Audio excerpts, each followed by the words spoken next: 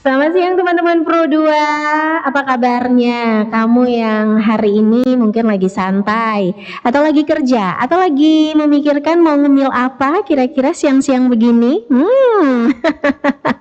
Kamu sedang mendengarkan Santai Siang bersama saya Trinitas dan pastinya di 92,2 FM Pro 2 RRI ND, teman terbaik kamu. Siang hari ini kita punya program spesial Warung UMKM, tempat di mana kita ngobrol santai bersama dengan pelaku usaha lokal yang kreatif dan inspiratif. Nah, tamu kita hari ini adalah sosok perempuan hebat yang bukan cuma jago bikin kue, tapi juga manis ya kayak produknya ya. Kalau begitu langsung saja kita sambut bersama-sama owner dari Nenglai Cake and Snake, ada Kakak.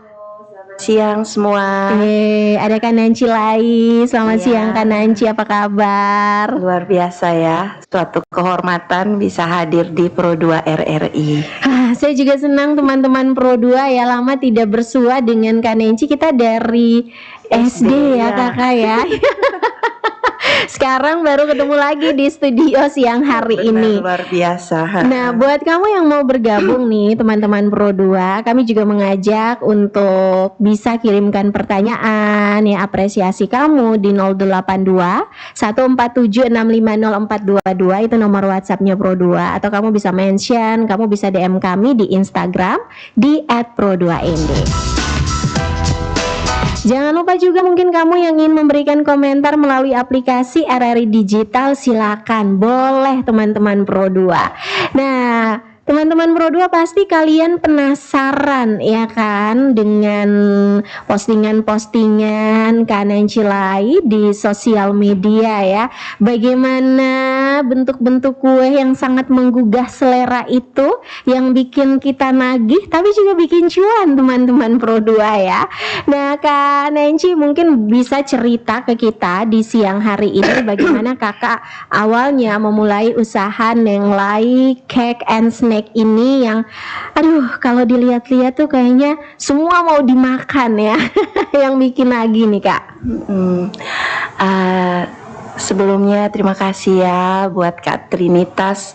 Ini suatu momen yang benar-benar tidak disangka dan benar-benar suatu pengalaman pertama seorang ibu rumah tangga bisa diundang untuk berbagi, diberikan kesempatan untuk saling menginspirasi untuk mama-mama hebat ya di luar sana. Mungkin ada beberapa juga yang belum mengetahui siapa saya. Lebih banyak mengetahui Nancy Lai itu mungkin hanya ibu rumah tangga ya. Mungkin sebagian kecil saja para pelanggan-pelanggan yang sudah lama. Kalau untuk memulainya itu, ini boleh cerita-cerita? Boleh Kak, ini ruang kita buat bercerita. Memulainya itu sebenarnya awalnya mertua saya, bapak mantu saya itu orangnya hobinya ngemil. Ya. Jadi dia tiap pagi, tiap sore itu suka harus ada kopi, ada kue. Namanya orang tua atau ada jam-jamnya. Nah, di situ kebetulan karena lihat kok dia sering suka dan kuenya tuh sukanya kue-kue yang zaman dulu. Kue-kue jadul. Namanya orang tua. Ya. Sukanya yang seperti kue lapis, kue-kue ini perore, pokoknya kue-kue zaman dulu. Kalau bolu-bolu itu kan jarang suka mereka. Nah, riwayatnya juga tuh bapak mantu sama mama mantu itu almarhum kan memang tukang buat roti juga. Jadi ada pan-pannya mereka, ada lengser-lengsernya mereka, kebetulan ada di dapur. Jadi sejak saya menikah terus lihat ini daripada mubazir ya, mending coba-coba. Tapi mertua saya yang perempuan almarhum dulu pakainya oven batu. Oven zaman dulu. Iya, jadi yang besar toh. Kalau untuk itu kan mereka produksinya mungkin besar, Iya, jadi betul. satu kali adon, satu kali produksi itu besar sehingga pakainya oven batu. Orang-orang zaman dulu Iya, mungkin betul. lebih Lebih itu suka, efisien dan ya, panasnya lebih bagus Iya, kan. Sementara kita anak-anak kan sukanya yang oven. Iya. Ya, apalagi sekarang ada Oven oven listrik, lebih gampang kan. Begitu. Jadi beranikan diri saja, beranikan diri untuk bertanya dulu sama bapak mantu. Kalau buat ini prore, buat ini lemet, buat lokosari, bagaimana caranya? Karena benar-benar buta, toh kita kan tidak pernah ada basic untuk seperti itu. Jadi oh ini diajarkan satu-satu, dibuat ini. Oh coba begini, tapi tidak ada bilang namanya berapa gram. Toh. Jadi oh ini sekian, sudah dirasa sudah cukup, baru dikasih adonan. Oh sudah pas. Memang waktu itu bentuk dan rasanya juga ya disesuaikan lah. Yang penting untuk konsumsi sendiri kan. Tidak ada berpikir untuk dijual atau di apa. Namun seiring jalannya waktu, anak-anak kan makin besar. Iya. Makin besar kan kalau namanya ulang tahun kan pengen tiup lilin. Betul. Iya kan? Iya.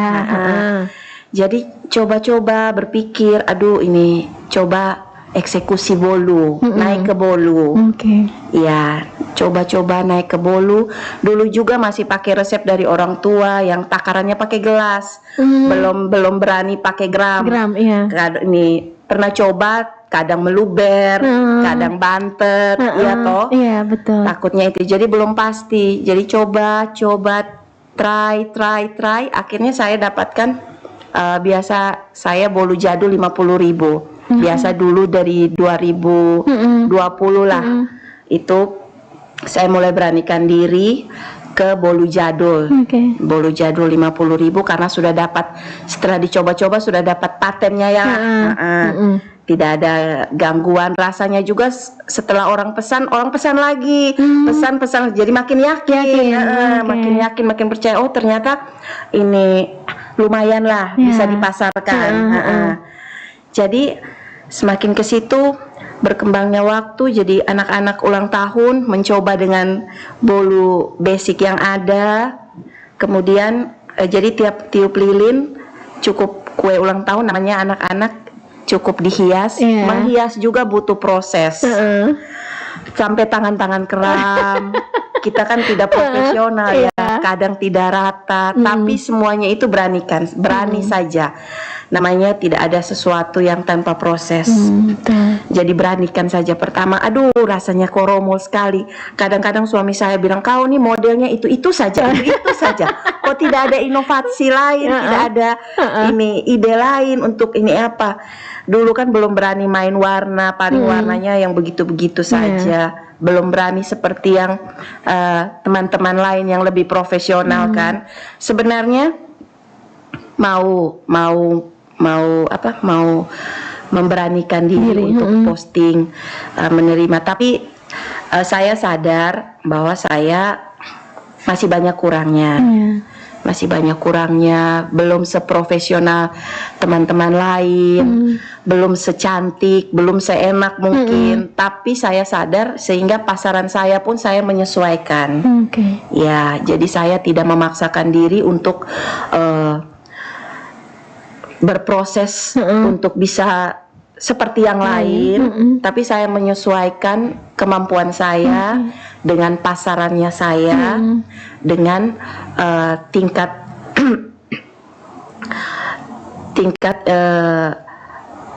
perkueannya saya itu. Jadi pelan-pelan saya belajar. Jadi kalau orang tanya bisa model begini, bisa model begitu, kadang-kadang saya bilang, oh bisa, tapi maukah saya coba ke teman saya? Maksudnya begitu. Jadi saya selalu offer begitu, sehingga maksudnya tetap ada koneksi ya. Jadi perbandingan harga pun saya kadang mengakui bahwa saya tidak bisa seperti ini, saya cuman bisanya yang seperti ini. Kalau bisa oke, kalau tidak masalah. Jadi saya tidak mau, karena namanya kue apalagi minta itu kan soal rasa, ya kan. Jadi kan tampilan juga.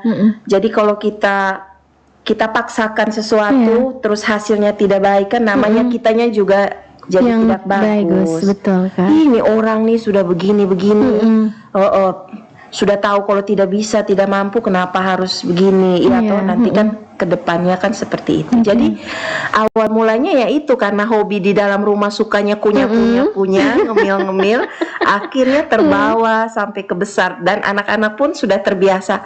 Ma, hari ini tidak ada buat kue.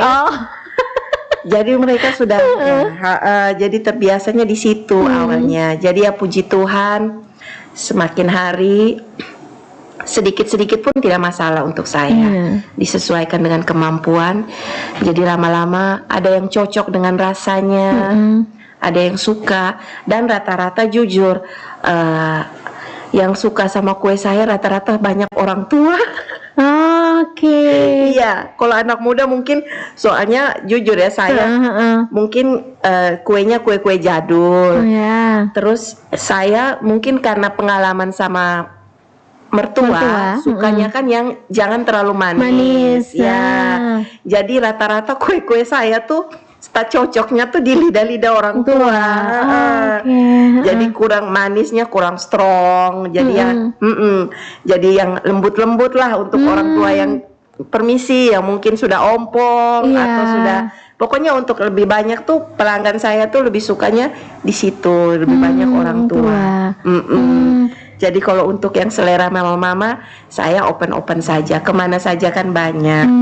Iya. Tapi ini menarik ya teman-teman Pro2, bagaimana Kak Cilai memulai usahanya nih teman-teman ya, yang justru tanpa ada basic sama sekali ya. Semuanya tuh simsalabim lah, modal nekat. Luar biasa. Tapi saya suka tadi ya Kak Nenci ketika menceritakan support dari suami ya, memberikan kritik, tapi itu yang membangun ya. Jadi kalau kadang saya buat kue, misalnya dulu buat radio, kue radio tuh kan kadang kembang, kadang kuncup. Jadi kadang-kadang suami suka cek di dapur, ini kue radio rusak atau kue tape. Itu saya semua mengkerut. Makanya sudah mengkerut. Coba ini di apa? Tapi ya namanya kadang suami itu kan jarang bilang mau puji atau mau apa. Mungkin itu salah satu cara mereka ya mendukung kita supaya ya buat yang baik gitu. Memang kadang-kadang pokoknya kalau saya sudah minta, suruh papa coba anak-anak. Kalau anak-anak kan semua, enak mama. Anak-anak kan hanya tahu makan. Mau bentuk kayak apa mereka tidak peduli. Tapi kalau suami kan selalu maksudnya ya, kalau kita sudah berani terjun, kita juga harus menghasilkan yang baik, menjaga yang baik toh. Nah di situ makanya kadang-kadang kalau dia suka cek lirik-lirik, kalau memang hasilnya bagus, oke. Kadang kalau jelek itu dia suka begitu. Tanya mama dulu, itu kue apa itu tuh? Wajik juga. Kadang kita mau buat ketannya kadang mungkin terlalu lembek toh sama santannya, bisa juga pas kita balik-balik jadi ada yang matang, ada yang apa. Jadi itu kadang-kadang dia tanya, ini kok punya mama buat kue wajik atau kue yang dibalik jadi bubur? Kita sebagai tukang kue itu banyak juga gagalnya ya, tidak semuanya tuh berjalan mulus. Walaupun yang diposting selalu yang baik-baik toh, karena kan kita harus menunjukkan ada sisi baiknya kita. Biar cukup yang jelek-jelek ditelan sendiri dan dinikmati oleh orang rumah. Seperti itu.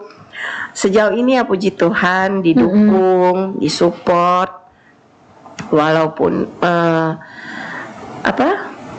masih sendiri, tenaga kerja masih bisa diatasi lah, masih bisa diatasi sendiri. Kadang tidak capek Kak, dibawa nikmat saja ya. Memang capek sih iya, tapi lebih capek lagi kalau tidak ada pegang. Betul Kakak ya, tidak ada pekerjaan yang tidak capek. Iya. Kalau mau tidak capek mendingan di rumah tidur ya. Benar. Jalan-jalan sekarang kan apa-apa kan buka dompet toh. Jadi, semua serba mahal ya, biaya pendidikan. Ya, jadi memang harus ya teman-teman untuk berusaha bagaimana caranya ya, sekalipun ibu rumah tangga kadang kan suka seperti itu ya, saya cuma ibu rumah tangga, tapi kenapa tidak untuk berusaha ya, menciptakan cuan-cuan begitu yang bisa. Sebenarnya kenapa saya mencoba itu karena berpikir gini, nanti kalau anak-anak semua sudah berangkat sekolah, kita pekerjaan rumah sudah beres, kita buat apa begitu. Betul, Kak. Itu yang saya pikirkan. Terus kalau misalnya itu masih kecil, kalau misalnya nanti mereka semakin bertumbuh, kalau kita tidak mencari kesibukan kita sendiri, ya toh, tidak mengisi sesuatu yang untuk kesenangan kita, untuk diri kita sendiri, nanti kita sendiri yang stres. Suami ya kerjanya kan di luar. Anak-anak ada hiburan keluar sekolah. Kita ibu rumah tangga kan di rumah saja. Bisa 1 kali 24 jam tuh kita di rumah saja tanpa keluar kalau tidak ada kepentingan.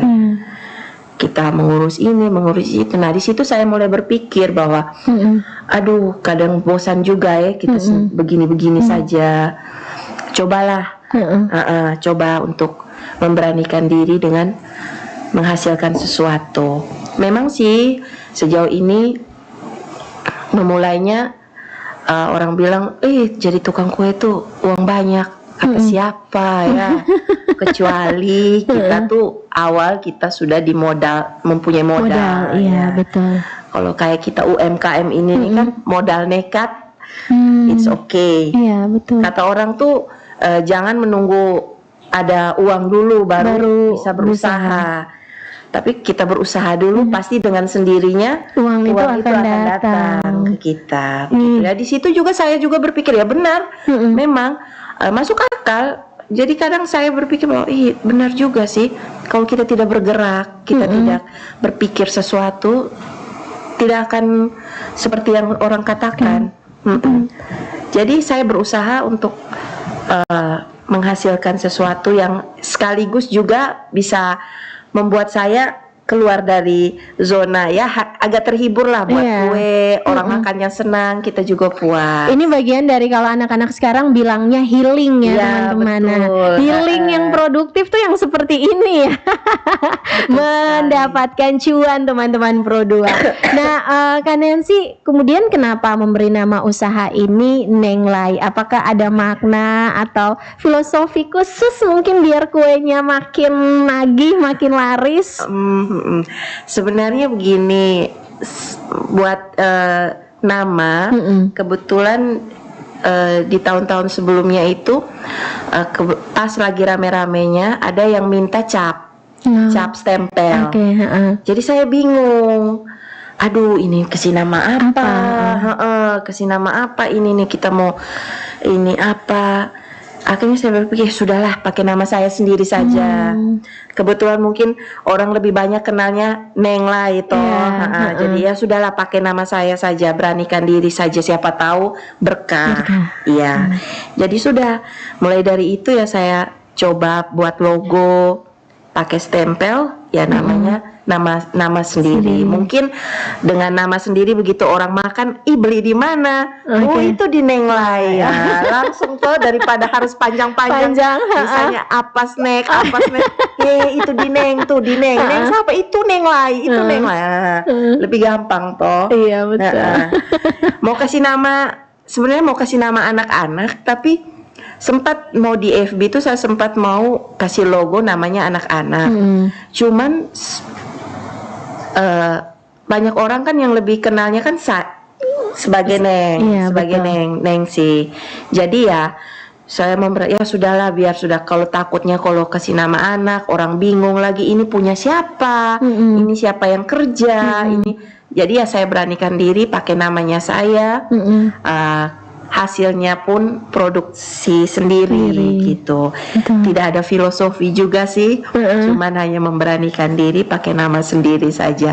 Mungkin lebih kelihatan lebih ya sudah, Nenglai Puku ini kurang ini, Nenglai Puku ini bagus, Nenglai lebih itu toh, lebih langsung, lebih spontanitasnya bisa langsung ke tuannya yang membuat. Jadi kayak lebih dekat ya hubungan antara kakak dengan pembeli ya. Oke, baiklah. Nah ini trik khusus apa nih kakak yang biasanya kakak terapkan kepada pelanggan? Jadi buat mereka tuh susah move on, selain tadi ya memberikan nama pribadi untuk dijadikan brandnya, Kak. Untuk triknya tuh sebenarnya saya menjalani saja ya, kakak sayang. Tidak ada trik atau misalnya promosi, atau lebih banyak ke kalau memang ada yang sudah cocok mereka. Saya tuh prinsipnya begini, saya jarang untuk memposting review, hampir tidak pernah. Karena apa? Karena saya takut, namanya orang tuh seleranya beda-beda ya. Kita tidak bisa memastikan bahwa kalau dia memposting bahwa enak ini dia akan jadi pelanggan tetap saya. Di situ saya berusaha untuk tidak mereview. Kalau orang komentar bilang, oh ini enak, oh ini bisa kan nanti pesan lagi, oh ini kuenya nih lembut apa. Saya cukup balas sebagai japri saja. Jadi untuk mereview baik di WA atau di Facebook, saya hampir tidak pernah. Karena itu tadi prinsip saya bahwa tidak semua tuh lidah dan selera orang tuh sama. Kita boleh bilang, ini orang ini bilang kita kue enak sekali. Tapi kalau yang satu begitu tes kan beda nanti dia punya. Mungkin selama ini dia biasa cobanya yang premium atau yang levelnya bagaimana. Ketika dia coba ke levelnya kita kan, ini orang nih bilang enak-enak, saya rasa kok biasa saja. Gitu toh. Nah di situ yang saya mencoba untuk tidak meng-up hal-hal seperti itu. Karena saya membeda-bedakan, saya tidak mau bahwa saya terlalu senang dengan pujian orang, terus hasil akhirnya nanti ketika di komen kita langsung rasa down, iya kan, kita langsung rasa pesimis, kenapa begini, atau begitu kita ini apa, kenapa nih pesannya di dia, padahal dia pun kue ini biasa saja, kenapa dia mau pesan di sini, padahal kan biasa, ini jujur ya, iya, jujur, perkuean, dunia makanan tuh seperti itu realita ya. Jadi makanya di situ saya tidak mau terlalu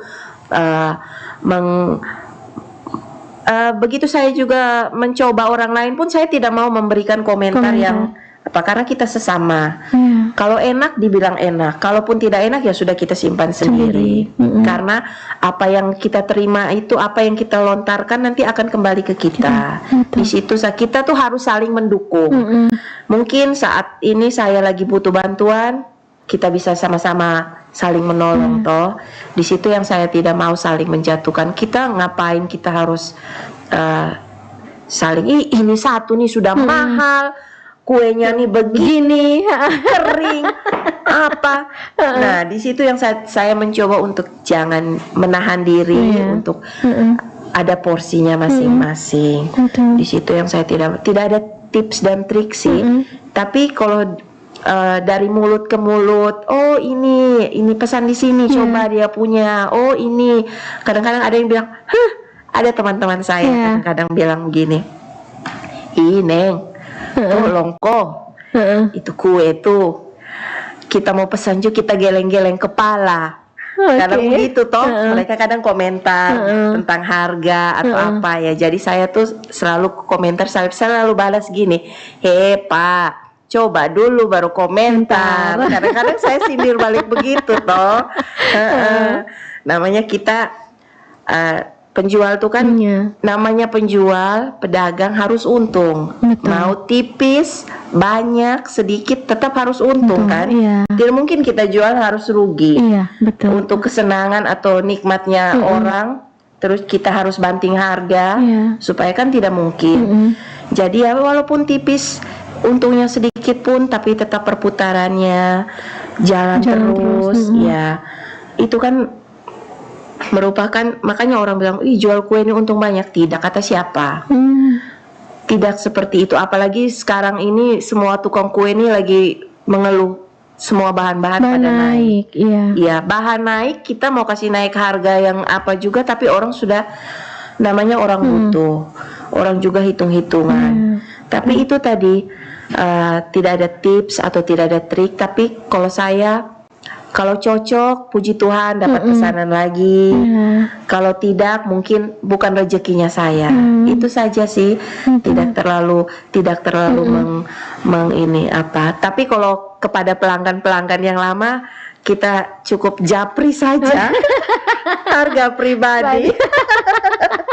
Tapi ini menarik nih tadi yang sempat Kaneng sampaikan ya, bahwa ketika kita mencoba ya atau menikmati kue buatan para pelaku-pelaku UMKM ya, usahakan untuk teman-teman ya tidak memberikan komentar-komentar yang negatif atau yang sensitif, karena ini yang sering dikeluhkan juga sebetulnya. Kalau kita lihat beberapa postingan-postingan ya teman-teman Pro2 di Instagram ya, pada akhirnya para pedagang kue itu banyak yang kemudian merasa dirugikan dengan komentar-komentar dari para pembeli atau penikmat kue mereka, teman-teman Pro2. Tanpa disadari sebetulnya itu kita membunuh ya, kita membunuh usaha orang lain, teman-teman Pro2. Kalau misalnya pun kalian merasa ada yang perlu kalian sampaikan ya, masukan atau apa, ya kenapa tidak dijapri ya, seperti itu. Ini sangat disayangkan sih sebetulnya, banyak yang kalau memang pas waktu membeli terus sampai rumah, aduh ini kenapa, misalnya oh ini kuenya nih sudah kayaknya tidak layak di apa, ya coba kembali lagi.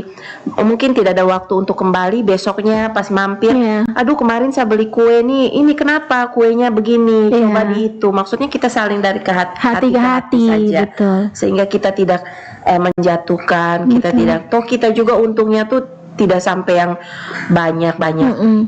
Kalau banyak berarti semua tukang kue di Kota Ende ini kaya raya semua. Iya toh. Betul Kak. Dan tidak ada ini apa. Dan kalau memang makanya saya bilang masing-masing pasaran tuh beda. Jadi kalau kita mau yang enak, ada toko kue yang enak. Kalau kita budgetnya kita pas-pasan atau standar, ya kita bisa menempatkan diri, dan ketika rasanya pun pas-pasan, kita harus terima, iya kan? Kita tidak bisa memaksakan bahwa kita budgetnya, kita misalnya budgetnya 1.000, maunya kuenya yang 3.000, kan tidak bisa seperti itu. Di situ yang kita harus saling melengkapi antara pembeli dan penjual. Coba kita saling mengerti lah. Bagi yang pembeli juga ya jangan terlalu ngotot juga lah. Harus sadar juga ya. Duitnya berapa ya? Yang kamu terima ya segitu rasanya. Maksudnya imbang. Imbang, betul. Jadi kita penjual itu sebenarnya tidak. Kita penjual itu sebenarnya tidak ada ini. Tidak harga sekian ya itu sudah termasuk untungnya juga untung sedikit. Jadi kalau mau kuenya yang enak, ya berarti kita harus ada tambahan lagi, ya kan, agar kuenya juga enak. Seperti itu. Kita masih akan lanjut lagi teman-teman Pro2 ya. Wah kayaknya kalau obrolan sama Kak Nenci 1 jam kurang ya waktunya. Setelah ini kita mau tanya ke Kak Nenci, kalau misalnya nih ya teman-teman di luaran sana yang punya hobi apapun ya, tapi belum berani untuk buat bisnis atau usaha, kira-kira tips dari Kak Nenci seperti apa nih buat mereka? Jangan kemana-mana, tetap di 92,2 MHz. Waduh, tumben kamu keren bro. Wah gila sih. Mau kencan? Kencan opo? Lah terus mau kemana? Dandan keren gitu? Mau nonton jaranan? Kue rapopo nonton jaranan aja dandannya kayak mau ngapel, pakai sepatu lagi, mau ngecengin sindennya. Aku aja cuma pakai kaos oblong, celana pendek dan celana jepit, cukup. Lah kurang apa-apa. Kalau bukan kita yang menghormati dan menghargai budaya kita sendiri, siapa lagi? Kalau budaya kita dilecehkan atau diakui tetangga, pada ribut. Tapi pada nggak mau menghargai budaya sendiri. Payah.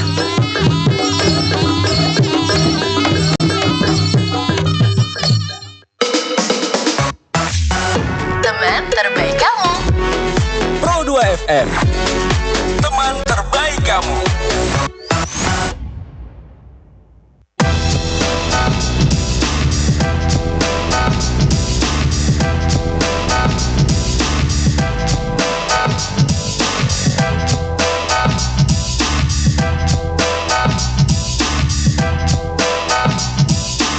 Masih dari kawasan Jalan Durian nomor 1, teman-teman Pro2, masih bersama saya Trinitas, dan kita masih bersama dengan Kaneng Lai ya. Halo. Yang ceritanya banyak sekali dan memberikan inspirasi pastinya buat kita semua teman-teman ya yang siang hari ini mendengarkan 92,2 MHz baik itu melalui terestrial atau melalui mobile application RRI Digital ya. Dan buat kamu yang mungkin ketinggalan obrolan kami di siang hari ini, kamu bisa lihat lagi nanti di channel YouTube RRI ND. Jangan lupa like, comment, share, and subscribe ya.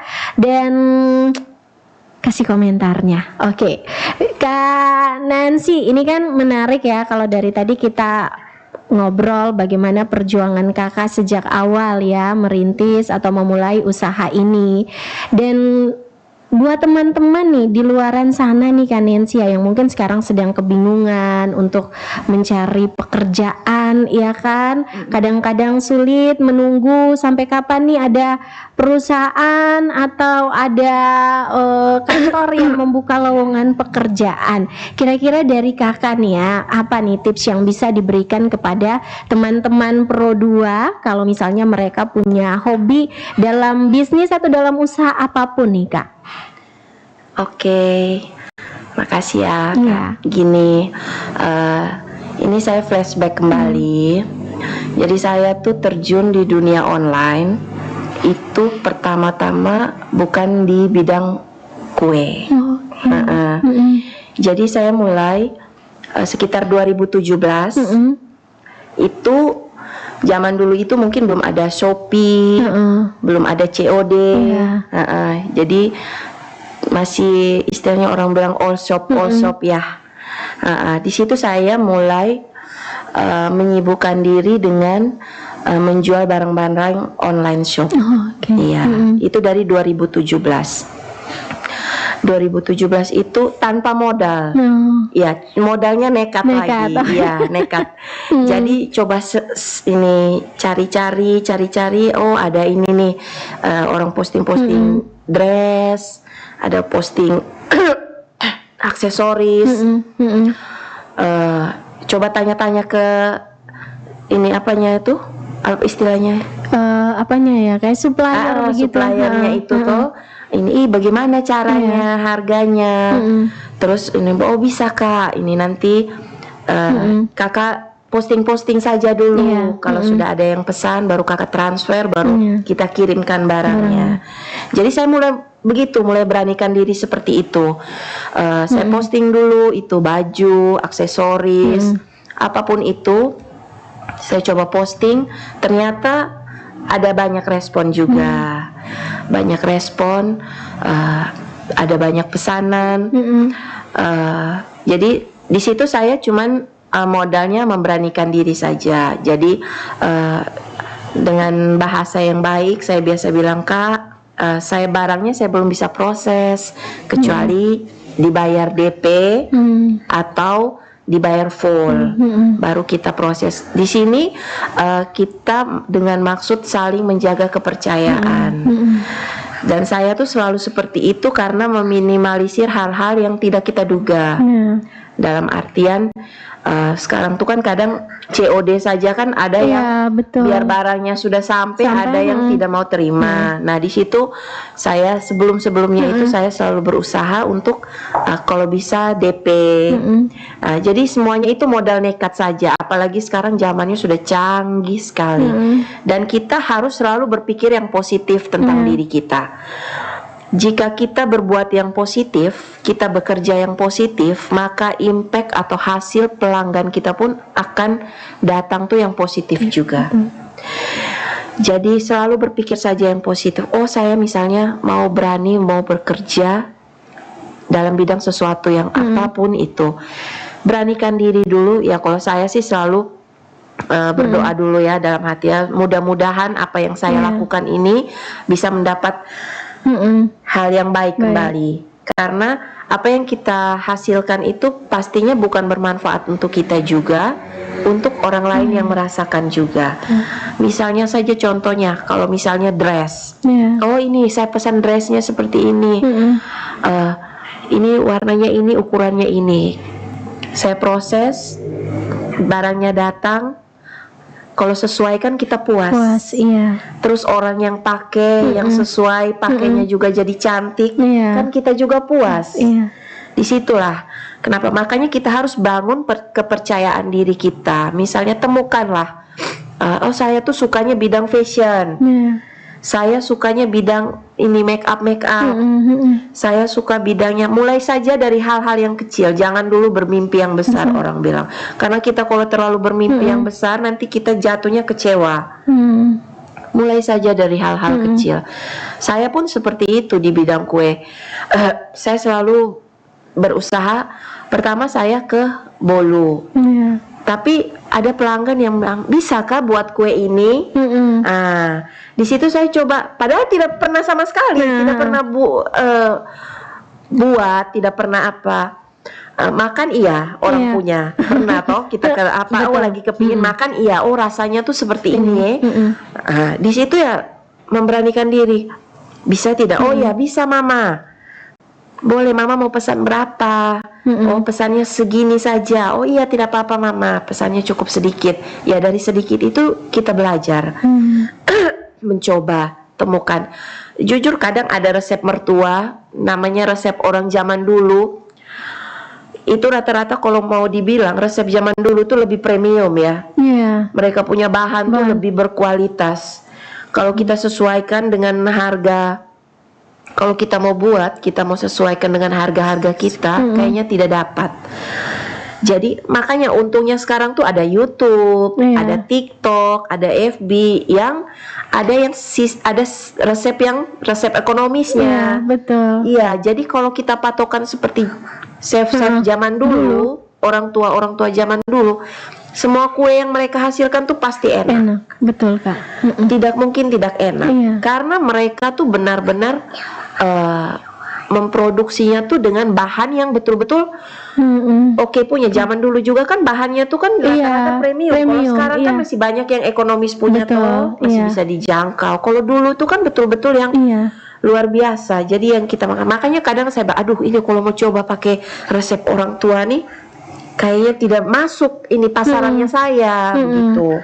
Jadi jadi saya mencoba untuk mengkombinasikan, cari di YouTube, cari-cari resep dari kue-kue yang baru yang orang mau pesan. Dari situ saya saya mencoba untuk berusaha untuk resepnya saya lihat dulu.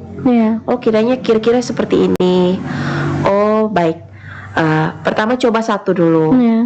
Nah dari satu kalau rasanya ternyata ada lebih, ada kurangnya, nah itu yang kita mix sendiri lagi. Jadi kalau menurut saya sih tidak semua resep yang kita dapatkan itu tuh harus paten lurus-lurus ya. Kita kalau mau berinovasi kita juga harus punya daya inovasi sendiri sehingga kita bisa menemukan rasanya kita tuh benar-benar ada yang beda. Seperti itu. Jadi buat teman-teman, mama-mama, semua yang mencoba, kira-kira bingung sekali mau apa untuk waktu luang, ada banyak hal sekali. Kita bisa coba make up, kita coba bisa kuliner. Mulai saja dengan hal-hal kecil, jangan dulu kita dengan yang besar. Jika kita naik tangga itu kan harus satu. Tidak mungkin dari satu kita langsung loncat tiga. Betul. Nah, disitulah saya selalu berprinsip seperti itu. Kita naik tangga itu harus naik satu. Kalau kita memaksakan nanti kita akan jatuh. Betul. Nah, dari teman-teman juga seperti itu. Mau tidak mau, berproses saja dari hal kecil. Kalau memang ada yang modal nekat silakan, yang penting harus jujur ya. Itu yang utama, harus jujur, harus benar-benar. Kalau memang ada kekurangan dari kita omong memang, kita bicarakan memang bahwa oh saya nih kurangnya begini, aduh kuenya nih bisanya selesainya jam begini, bisakah molor sedikit? Ya kita omong saja, kita open saja. Mungkin bisa dengan keterbukaan kita itu bisa membuat kita lebih fokus dalam berusaha. Akui saja kita kurangnya di mana, lebihnya di mana. Yang lebihnya itu kita kembangkan. Temukan saja jati diri kita. Seperti itu. Luar biasa. Yang terakhir nih Kak Nancy ya, rencana ke depan kira-kira sudah punya tidak nih Kak ya untuk Nenglai Cake and Snack ini Kak? banyak doa, banyak harapan sih, dan banyak dukungan. Berharap kalau suatu saat nanti bisa punya tempat usaha sendiri, sehingga kalau memang ada yang pengen